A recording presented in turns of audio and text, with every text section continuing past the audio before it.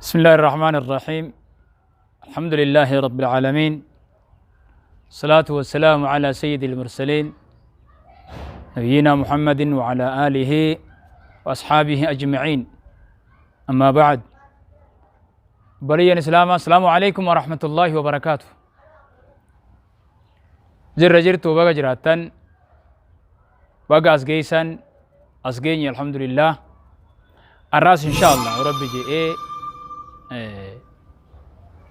فيديو gabaabduu takka wajjiin laalla har'a wanni haasa'uu deemnu waan addaati. Wanni haasa'uu deemnu waan addaati. Ummanni keenya gaafa duraa ummanni Oromoodhaa hayyuun hoggaa waa dubbachuu fedhe, hoggaa waa takka ibsuu fedhe, waa takka jechuu hoggaa fedhe maayii isaan ibsan. maayii isaanii ibsan. Akkanumatti itti bu'ee waan takka addeellaan hin jiru maayii isaan ibsa waan san. Diina tahuus, fira tahuus, harraa beeku irraa beekaa, harraa hin beekne silaa irraa hin beeku maayii isumaa walii ibsuu turan. Hattaa waan dalagan hunda keessatti waan ja'an maayii isaan waa ibsan. maayii isa ummata keenyaa gaafa duraa hayyuu Oromoodhaa, hayyoota Oromoo jechuudha. Manguddoon Oromoo hayyuun akkatti maayitu, maayii isaan akkatti waa ibsitu ibsaa turte gaafa duraa. Inshaa Allah mee har'a anis maayii isa isaanii irraa hin waa isin yaadachiisuu fedha. Har'a maayii isa inshaa Allah rabbi jedhe. maayii isin hoggan maayii kamee damiira hadeeffachuu qabu isini. Tafsiira warritti godhuu qabu isinii jechuu anaa miti. Tafsiira warritti godhu, hiika warritti godhuu qabu isinii, damiirri isin laallata. Akkana jedhan gaafa duraa tokko haati takka bofa tokkoo fi mucaa tokko wajji dhaltee jedhan. Bofa tokkoo fi mucaa tokko wajjin dhaltee jedhan lakkuu jechuudha. Hoggaa kana amruma rabbiiti jedhanii wanni kun akkuma tahanii mucaa fi bineensaas waliin guddisan. Hoggaa waliin guddatan osuma qe'ee keessa, mooraa keessa wajjin taphataniiti bofaa fi mucaan jechuudha. Obboleeyyaniimi osuma wajjin taphataniiti bineensuma waan isaan dhiisu namaa wajjin waliigalteen qabu hogguu ol guddatee osuma taphatanii mooraa keessa jechuudha. Mucaan san guduruun isaa haati guduruutti magarsitee asirra jirtii jedhan guduruu ni beeytaniimi. Bofni kun osuma wajjin taphataniiti mucaa kana ciniinee jedhan. Bofni obboleessan beeku, mucaan silaa obboleessa. Bofni ciniinee mucaa. Hoggaa ciniinee famaata al-gulaam mucaan ni du'e. Hoggaa du'e amma bofni firraa nan dhiisan je'ee fiigee gaara galee jedhan. Gaara seenee jedhan. Duraanuu bakki isaa isa bofa gaara. Nan dhiisan sababaa ju'uun gaara gale. Hoggaa gaara galan gaara gale biiti amma oli baatee ajaa'ibni nu qabatee abbaan mucaa amma mucaa kiyya jee iyyaa. Bofninis gaa kanuma isaati ilma isaati akka godhan maaltu jira. Aboo gaa kunis amruma rabbiiti. Mucaan nis keeti bineensaas rabbii si kennee obsii janiin obsuu dadhabe. Gaaratti amma manguddoon wali baatee ka'anii bofa san gaaraa finnee kana dura abbaan mucaa san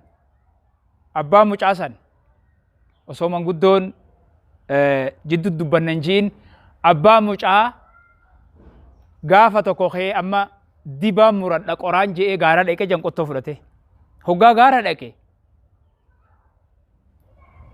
osuma dibaa muradha jee hoggaa muka jala dhaqe bofni mucaa isaa ciniine san ka inni mucaa wajji dhalate san muka gubbaa taa'a jan achi muka gubbaa taa'a hogguu mukanii mura jee ollaalu kunoo bofaa gubbaarra jira ka mucaa isaa ciniine ejjisisan ka mucaa wajji dhalate amma anaas bofni na barbaada dhufee barbaada kiyya deemase namichinis ana eeggachuu jiraase abbaan bofaaf mucaa walii abbaa bar ilma abbaa amma achi utaaleetuma qottootti gadhiisee jan qottootti gadhiise qottoo tana rabbi bira dabarseetuma bofa bira muka kana falaxxee jan qottoon muka falaxxe fiigaa galee namichi jechuudha fiigaa galeeti tanaan na mudatee jee gandatti hime hogguu gandatti hime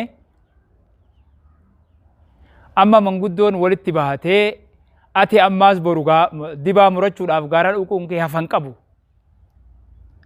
kanaafuu bofa san barbaanneeti walitti isin fayyifnaa janiin laal ati gaara dhayxee dibaa murachuun kee nafu walit dhuftanii takkaa si ciinee si jeesaa takkaa ni jeeftaa walitti isin fayyifnaa jedhanii manguddoon eeg marabbaa jee amma kaateen manguddoon barbaaddee bofa gaaraa fiddee hoggaa fidan jidduutti ta'anii haasawan hoggaa haasawan bofni kana jee jan yaa jarana yaa manguddoo ifin dararina jee jan bofni bineensaami duraanu yaa manguddoo ifin dararinaa jee jan isaa guduruu mucaa sanii yaadatu mucaan an ciniinee jee ajjeese san isaa guduruu mucaa sanii yaadatu anaa madaa muka sanii yaadatu ka inni qottoodhaan akkas godhe isa yaadatu fayyaan teenya hin jirtu firraa nu dhiisaa jee isaa guduruu mucaa sanii yaadatu anaa madaa muka sanii na duraa mul'attu waliif fayyaan teenya hin jirtu jee maal jechuu kun damirri isin qaba arra kuni amma waan damiiraati isin qabdi damiira isin qabdi koomentii teessanii ni ilaala koomentii teessanii ilaala damirri isin qabaa arra maaymaayisi kana fakkaata inshaallah guyyaa biraatiis maaymaayisaan walitti deebinaa waan rabbi nu laaffiseeni namni si dhukkubuus namni waa si dhaabbatu yoo waan si dhaabbatu san maaymaayisa kana keessa wanni si tuqu takkaa sirraa tuqu jiraate damiira deeffatta kanaafuu arraan tana inshaallah asumattiin gabaabsaa nagaan naa jiraadhaan isiniin ja'a dhumarratti nashiidaa dhaamsa kanaan wal fakkaatu takkaan gurra isin buusaa inshaallah mootii mootoowwani sihi rabbii guddaa yaa beekaa kalaqe bishaanii biddaan akka feetuun qabdaa nu garsiifte jundii kadurii wal addaa mootii mootoowwani sihi rabbii guddaa yaa beekaa kalaqe bishaanii biddaan akka feetuun qabdaa digaddiifte jundii kadurii wal addaa akka feetuun qabdaa digaddiifte jundii kadurii wal addaa feena yaa azala